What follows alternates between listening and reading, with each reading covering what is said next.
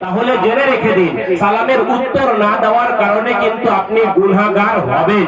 ভাইরা আমার, অতএব আমি আপনাদের মাঝে পুনরায় সালাম দেব। আজকে ছোট বড়, আজকে যারাই বসে আছেন বয়স্ক বাবাজি, সকলেই সালামের যথাযথ উত্তর দেবেন। আসসালামু আলাইকুম ওয়া রাহমাতুল্লাহি ওয়া বারাকাতুহু। এবার একটা কথা বলছি, আপনাদের আজকের এই যে জলসা, এই নসিপুর ঈদগাহ মাঠের উন্নতি গল্পে জলসা, এই যে জলসাটা হতো, এটা প্রত্যেক বছরে জানুয়ারি মাসের কোনো একটা তারিখে হতো। আজকে কোনো নির্দিষ্ট তারিখ ছিল না যে ওই তারিখেই হবে, এরকম কিছু নয়। 27 তারিখ কিংবা 28 তারিখ কিংবা 25 তারিখ বা 26 তারিখ কোনো একটা তারিখে জানুয়ারি মাসে হতো। আজকে ভাইরা আমার, এই রমজান মাস আগিয়ে চলে আসার কারণে আজকে ভাইরা আমার যারা বাইরে থেকে আমার রাজমিস্ত্রি ভাইরা আছেন, তারা বলে জলসার সময় যাব, আবার তো এক মাস পরে আবার রোজার সময় আমাদের আসতে হবে বা ঈদের সময় আসতে হবে। ওই জন্য আজকে বলল জলসা কমিটি চিন্তা ভাবনা করে যে আমাদের জলসাটাকে ঈদের পরে পরে করব। তো যাই হোক, আজকে বক্তা সিলেক্ট করতে গিয়ে অনেকের সঙ্গে ডেটের মিল হয় না, তারিখের মিল হয় না। আজকে ঈদের 9 দিন পরে আপনাদের নির্ধারিত টাইমে, নির্ধারিত তারিখে আজকের এই জলসা, এলাকাবাসী গ্রামবাসী সকলেই জানেন যে আজকের দিনে আমাদের জলসা, অথচ রাত্রি 8টা পার হয়ে গেল, এখনো পর্যন্ত আপনাদের কোনো পাত্তা পাওয়া যাচ্ছে না। আজকে আপনার বাড়িতে আপনার কুটুম এসেছে, জলসাকে কেন্দ্র করে দাওয়াত দিয়েছেন, শালিকে দাওয়াত দিয়েছেন, শ্বশুর শাশুড়ির বাড়ির লোককে দাওয়াত দিয়েছেন, ভাইরাকে দাওয়াত দিয়েছেন, আর বাড়িতে বসে তাদের সঙ্গে আড্ডা দিচ্ছেন। তাহলে শালি তো আধা ঘর বালি। মানে আজকে ভাইরা আমার, আপনার স্ত্রীর সঙ্গে যতটা হাসি মজাক করে কথা না বলেন, স্ত্রীর সঙ্গে তো মনে হয় যেন আপনি দারোগা বাবু, আর আপনার শালির সঙ্গে যেন একেবারে মিষ্টি মিষ্টি কথা হাসি। আপনার শালিকে নিয়ে লুডু খেলেন, আপনার শালির সঙ্গে ইয়ার্কি করেন, আপনার শালির সঙ্গে আজকে পার্কে বসে বদাম খান, আপনার শালিকে নিয়ে রাস্তায় ঘোরাঘুরি করেন, মেলায় ঘোরাঘুরি করেন। ভাইরা আবার, আপনার কি লজ্জাও নাই, ভায়া নেই? এখনো পর্যন্ত আপনার গ্রামের জলসা, আপনার পাড়ার জলসা, এখনো পর্যন্ত আপনার কোনো পাত্তা নেই। কি মনে করেন আজকে নিজেকে, কি মনে করেন আজকে ভাইরা আমার বাইরে থেকে বক্তাদের দাওয়াত দিয়ে আসবেন, এইরকম একটা সৌন্দর্যপূর্ণ পরিবেশ দেখাতে পারবেন? এলাকার যত জলসা হয়, আপনাদের এই জলসার চাইতে কোনো জায়গায় এত ভালো প্যান্ডেল করা হয়? ভাইরা আমার, এত সুন্দর প্যান্ডেলের ব্যবস্থা, এত রং বেরঙের লাইটের ব্যবস্থা, এত আলোকসজ্জার ব্যবস্থা, আজকে সবকিছু উপেক্ষা করে আপনার বাড়িতে থাকা, আপনার স্ত্রীর সঙ্গে শালীর সঙ্গে গল্প করা, আপনার ভাইয়ের সঙ্গে টাইম পাস করা, আপনার তাদের আপ্যায়ন নিয়ে ব্যস্ত থাকা, এটাই আপনার কাছে সবচাইতে বেশি জরুরি হয়ে গেল। ভাইরা আমার, ধর্মীয় সভা এসে আপনাকে ধর্মসভা শুনতে হবে? ভাইরা আমার, অতএব আপনাদের কাছে আহ্বান করব, আপনারা আসুন। এখনো পর্যন্ত যারা বাড়িতে বসে আছেন, এটা আপনাদের পাড়ার জলসা, আপনাদের সমাজের জলসা, আপনাদের ঈদগাহার ময়দানে ঈদগাহার উন্নতি গল্পে জলসা, এখনো পর্যন্ত আপনাদের কোনো পাত্তা পাওয়া যাচ্ছে না। ভাইরা আমার, এর মানে কি জানেন?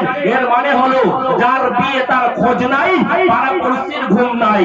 আপনার এলাকার জলসা, আপনার পাড়ার জলসা, আপনার মহল্লার জলসা, আপনার এখনো পর্যন্ত পাত্তা পাওয়া যায় না। আর আপনি মনে করছেন বাইরের গ্রাম থেকে আজকে শ্রোতা এসে আমার স্টেজটাকে, আমার প্যান্ডেলটাকে ভর্তি করে দেবে, এ আশা দুরাশা। কারণ বর্তমান সময় জলসা যেন একটা প্রতিযোগিতামূলক আরম্ভ হয়েছে। পাড়ায় পাড়ায় জলসা, গ্রামে গ্রামে জলসা, মহল্লায় মহল্লায় জলসা, হিটাহিটিতে জলসা, পাটাপাটিতে জলসা।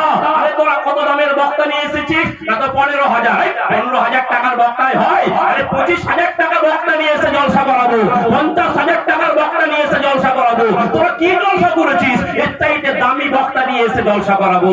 ভাইরা আমার, আমরা আমাদের ইমামদের, মাদ্রাসার শিক্ষকদের আমরা মূল্যায়ন করি না। 2 ঘন্টা আলোচনার জন্য 50,000 টাকা, 30,000 টাকা কন্ট্রাক্টধারী বক্তাদের অ্যাকাউন্টে টাকা ভরে দিতে আমার অসুবিধা হয় না। ভাইরা আমার, বন্ধুরে আমার, অথচ আমরা মনে করি আমরা হেদায়েতের পথে চলবো, এ আশা দুরাশা। ভাইরা আমার, যতক্ষণ পর্যন্ত আপনি সমাজের ইমামের, আপনি মাদ্রাসার শিক্ষকদের, আজকে বড় অবাক লাগে যে দায়িত্বটা ছিল আপনার, আপনি চেক বই নিয়ে মাদ্রাসার উন্নতি কল্পে আদায় করে মাদ্রাসায় জমা করে দেওয়া, আজকে সেই চেক বই নিয়ে আলেমে দ্বীন যারা আজকে মাদ্রাসার ছাত্রদের আজকে শিক্ষা দেয়, ওই লোকটা ভিখারির মতো আপনার বাড়ির দরজায় পয়সা নেওয়ার জন্য আজকে ভুল ভুল করে। ভাইরা আমার, বন্ধুরা আমার, এটা আপনাকে লজ্জা লাগা উচিত। ভাইরা আমার, এই জাতি যতক্ষণ পর্যন্ত আলেমদের, মাদ্রাসার শিক্ষকদের, ইমামদের যতক্ষণ পর্যন্ত মূল্যায়ন না করবে, দাম না দেবে, ততক্ষণ পর্যন্ত সমাজ পরিবর্তন হওয়া বড়ই দুষ্কর, বড়ই দুষ্কর, বড়ই দুষ্কর। ভাইরা আমার, অতএব সম্মানিত এলাকাবাসী, আজকের দিনে আপনার যতই কাজ থাক, যতই ব্যস্ত থাক, সমস্ত কাজ কারবারকে ফেলে রেখে দিয়ে রাত্রি পার হচ্ছে। আর আমরা তো এলাকার মানুষ, বেশি টাইম পাবো না। আমাদের পরে পশ্চিম বাংলার খ্যাতনামা আলেমে দিন যারা যারা ভাইরাল বক্তা, ভাইরা আমার, যাদেরকে জলসা কমিটি আহ্বান করেছে, আজকে তারা রয়েছে। ভাইরা আমার, তাই ভাইরাল বক্তাদের বক্তৃতা আপনাকে শুনতে হবে।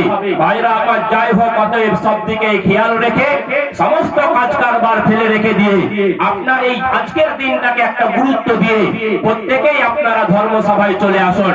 প্রত্যেককে আসার জন্য আহ্বান করেছি, প্রত্যেককে বসার জন্য আহ্বান করেছি। ভাইরা আমার, বন্ধুরা আমার, আজকে বড় অবাক লাগছে। দুই একটা কথা বলি। ভাইরা আমার, বন্ধুরা আমার, আজকে এই বিশ্ব নবীর মেম্বার, এই মেম্বারটাতে আমরা সুযোগ দিয়েছি বলে, এটা হলো বিশ্ব নবীর মেম্বার। এই মেম্বারটাতে আমরা সুযোগ দিয়েছি বলে এক শ্রেণীর সুবিধাবাদী আলেম, এক শ্রেণীর পেট পূজারী আলেম, এক শ্রেণীর ধর্ম ব্যবসায়ী আলেম আজকে ভাইরা আমার এই বিশ্ব নবীর স্টেজটাকে কুলুষিত করেছে। যার যা মনে চাচ্ছে সে তা করছে, যার মনে চাচ্ছে গীত গাচ্ছে, যার মনে চাচ্ছে গান করছে, যার মনে চাচ্ছে হাসাহাসি করছে, যার মনে চাচ্ছে লাফালাফি করছে, যার মনে চাচ্ছে হুদাহুদি করছে, যার মনে চাচ্ছে আজকে বেদর নেই জোসনা বইয়ের গান করছে। আজকে ভাইরা আবার বড় আফসোস, বড় দুঃখ, বড় বেদনা। আজকে শুধু এরাই, শুধু আলেম ওলামা, বক্তা শ্রেণীর মানুষ, এরাই শুধু ভাইরালের পিছনে ছুটলো তা নয়। বড় আফসোসের সঙ্গে একটা কথা বলতে হয়, আজকে আপনার বাড়ির, আমার বাড়ির যুবতী মেয়েটা, যে মেয়েটার বয়স 15 বছর, 16 বছর, 17 বছর, 18 বছর, এখনো পর্যন্ত আপনি তার বিয়ে দেননি, এখনো বিয়ে হয়নি।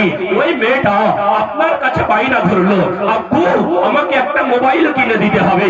আপনি এক গার্জেন, আজকে মেয়ের কথা শুনে একটা 20,000 টাকার মোবাইল আপনার মেয়ের হাতে আপনি তুলে দিলেন। আপনার টাকা রয়েছে, অর্থ রয়েছে, সম্পদ রয়েছে, এত টাকা কি করবো? একটা মেয়েকে মোবাইল তুলে দিই। মোবাইলটা নেওয়ার পরে এই মেয়েটা মোবাইলটা নেওয়ার পরে এটার অপব্যবহার করে। বিকেল বেলায় মাঠে যায়, ঘাটে যায়, পার্কে যায়, আজকে চায়ের বাগানে যায়, পাহাড়ের উপরে যায়, খেতে যায়, জমিতে যায়, নদীর ধারে যায়, পুকুরের ঘাটে যায়, মাথার কাপড় খুলে রেখে দিয়ে ঠোঁটে ঠোঁট পালিশ লাগিয়ে, নাকে নখ পালিশ লাগিয়ে, মুখে মেকআপ করে এটা আবার ভিডিও করে, রিলস তৈরি করে, কোমরটা দলিয়ে রিলস তৈরি করে। আর রিলস তৈরি করার পরে এই বেহায়া, বেলজ্জা মহিলা আজকে সেটা ইনস্টাগ্রামের মাধ্যমে, ফেসবুকের মাধ্যমে, সামাজিক যোগাযোগের মাধ্যমে, সোশ্যাল মিডিয়ার মাধ্যমে সারা বিশ্বের মুখে আজকে তার এই বেপর্দা নারী, আজকে তার বেলজ্জা নারী, আজকে তার সারা বিশ্বের মুখে তার এই চেহারাটা দেখায়। আজকে তুমি না মুসলমানের মেয়ে, তুমি না হাজি সাহেবের মেয়ে, তুমি না সেক্রেটারির মেয়ে, তুমি না সভাপতির মেয়ে, তুমি না আজকে হাজি সাহেবের মেয়ে, সব কথা বাদ দিয়ে দাও। তুমি না একজন মুসলমানের মেয়ে। আজকে মুসলমান কাকে বলা হয়? আত্মসমর্পণকারী, যে ইসলামের ভিতরে তার দেহটাকে পরিপূর্ণভাবে, আত্মাটাকে সমর্পণ করে দিয়েছে, সেই তো মুসলমান। আল্লাহ তাআলা বলে দিয়েছেন, ইয়া আইয়ুহাল্লাযীনা আমানু দুখুলু ফিস-সিলমি কাফা ওয়া লা তাত্তাবিউ খুতুওয়াতিশ শাইতান।